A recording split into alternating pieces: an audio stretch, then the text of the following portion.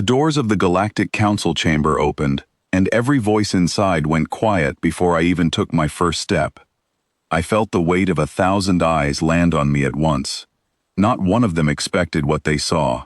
They expected rows of soldiers behind me, banners, officers, maybe a fleet escort waiting outside in orbit. Instead, they got one person, walking alone down a long silver corridor, carrying nothing but a small data pad and a calm face. My name is Daniel Whitfield, and I was the only human standing in that room. The summit had been called to decide one thing: whether Earth would be allowed to join the Council as an equal member, or whether we would be sealed off, watched, and left to manage our own small corner of space forever. Every species attending had sent full delegations. The Vakari sent 12, the Orlun sent 9, along with 3 armed escorts. Even the smallest, quietest species in the room, the Patholin, had sent 5 representatives huddled together for comfort. Earth sent 1. A tall figure with skin like polished stone rose from the central platform. This was Counselor Threx, the oldest voice on the Council, older than most stars anyone in that room had ever visited. His voice rumbled through the translators fitted into every ear. "Where is the rest of your delegation, human?" I stopped in the middle of the chamber floor, right where the light from the domed ceiling poured down brightest, and I answered without raising my voice. "You're looking at it." The silence that followed was not calm. It was the kind of silence that comes right before something breaks. A voice from the Vakari section barked out a short, sharp laugh, though it did not sound amused. Their leader, a broad being named Korash, stood and pointed one long clawed finger toward me. "This is disrespect. Earth mocks this council by sending a single soldier to decide the fate of an entire species." I did not flinch. I had expected this moment before I ever stepped onto the shuttle that carried me here. "I am not here to disrespect anyone," I said. "I am here because my people trust this summit enough to send exactly what is needed, nothing more." Threx tilted his head, studying me the way someone studies a puzzle piece that does not seem to fit the picture yet. "Explain yourself, soldier. We have heard reports of your kind. Fast to fight, slow to forgive. We have seen your border conflicts. Why should this council believe that one of you, alone, unarmed, represents peace?"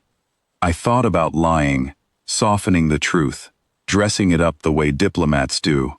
But that was not why they picked me for this. I told him the truth instead. "You're right.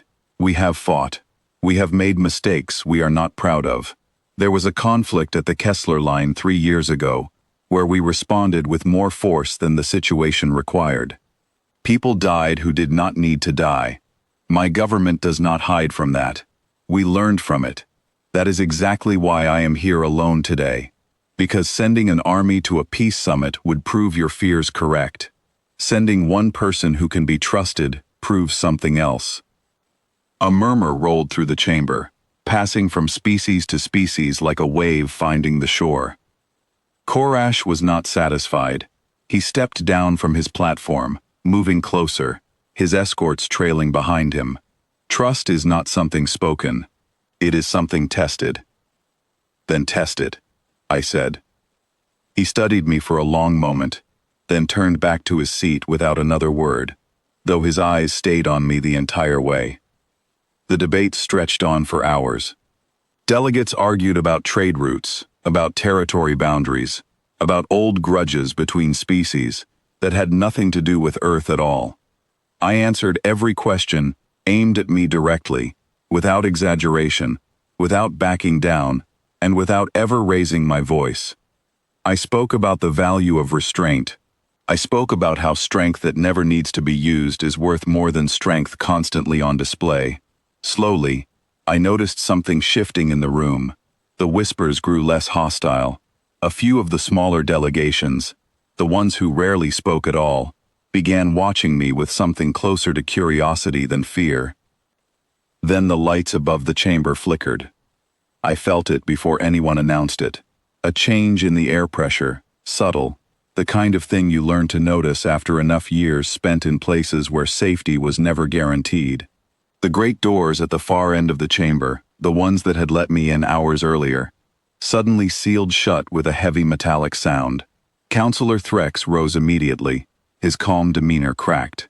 This chamber does not seal itself. Someone has triggered an emergency lockdown. Alarms began to hum through the walls, low and steady, growing louder. Several of the smaller delegates stood, confused, looking toward exits that were no longer exits. The Patholan representatives clustered together, their thin frames trembling. A voice crackled through the chamber's speakers, distorted and clipped. It did not belong to anyone from the council. It belonged to a faction I had read about in briefings before I ever left Earth. A splinter group who believed no species should be allowed to join the council unless it proved itself through conflict rather than diplomacy. They believed peace summits were a weakness, and they had decided to make an example of this one. Emergency lighting swept the room in a dull red glow. Somewhere beneath the chamber floor, I heard the low, grinding hum of machinery starting up, something that should not have been active during a peaceful summit. Counselor Threx looked toward his guards, but his guards, all four of them, were staring at a control panel none of them recognized, frozen, unsure of what to do. Korash barked orders to his escorts, but his own soldiers were reaching for weapons meant for open combat, not for defusing a hidden threat inside a sealed chamber full of unarmed diplomats. I moved. I crossed the floor before anyone else had decided what to do, dropping beside the nearest access panel along the chamber wall, the one closest to where the grinding sound was loudest. My training had never been about diplomacy. It had been about staying calm when everyone else could not. "There is a device beneath this platform," I said, loud enough for the chamber to hear, but steady enough that it would not cause a panic. "It has been placed to disable the chamber's containment field, not to cause an explosion. Whoever set this wants chaos, not casualties. That means we have time, but only if everyone stays where they are." Threx's eyes widened slightly. "How do you know this?" "Because I've seen this pattern before. Sabotage meant to look worse than it is, meant to prove a point rather than end lives.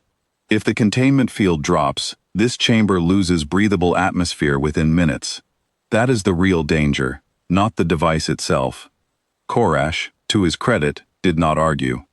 He barked at his escorts to help calm the smaller delegates, instead of drawing weapons that would do nothing against a hidden mechanism. I pulled the panel free with my hands, ignoring the sharp edge that caught against my palm, and found the wiring exactly where past reports said such devices were usually placed. My hands moved quickly, methodically, disconnecting one line at a time, checking each connection against what I remembered from training exercises, meant for situations exactly like this one. The grinding sound beneath the floor slowed, then stopped. The emergency lights above steadied, no longer flashing red, and the low hum of the alarms began to fade. For a moment, nobody in the chamber moved. Then Threx let out a long breath, the first sound of relief in the room. "The threat is contained," I said, standing and turning back toward the assembly. "The field will hold. No one needs to panic." It was only then that I noticed the deep cut along my palm, red against the pale light, though I said nothing about it. It did not matter. What mattered was that every single delegate in that chamber, human or otherwise, was still breathing.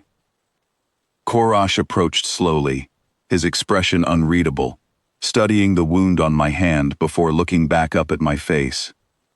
"You could have simply protected yourself," he said. "You could have stepped back and let your council allies deal with this." "I don't have council allies here," I said. "I have people in this room who needed help. That was enough of a reason." He said nothing for a long moment.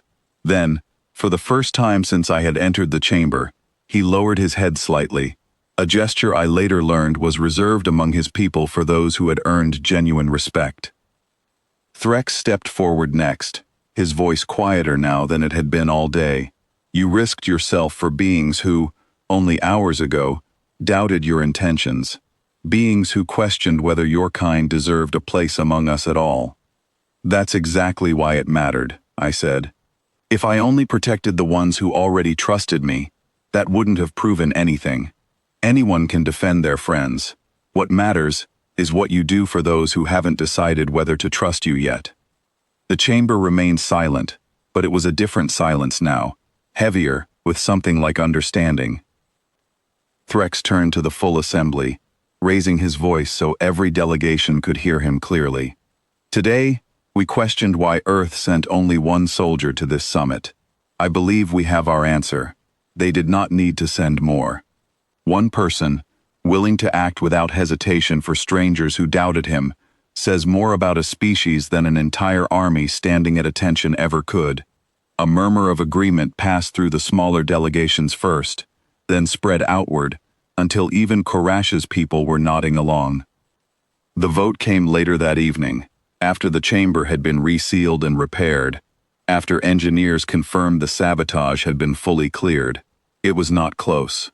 Earth was granted provisional membership to the Galactic Council, the first step toward full standing among the stars. As the session ended, and delegates began filing out through the now open doors, Threx approached me one final time, studying the bandage now wrapped carefully around my hand. "Tell me, Daniel Whitfield," he said, "when your council sends its next representative, will there be more of you?" I allowed myself a small, quiet smile. That depends on what the situation calls for. Sometimes one is exactly enough. He studied me a moment longer, then extended a hand in the human custom he must have learned only recently, and I shook it firmly. As I walked back out through the corridor that had once felt so long and so silent, I realized the silence following me now was different from the one that greeted me at the start. It was no longer filled with suspicion. It was filled with respect. And that, more than any army Earth could have sent, was the real reason peace held that day.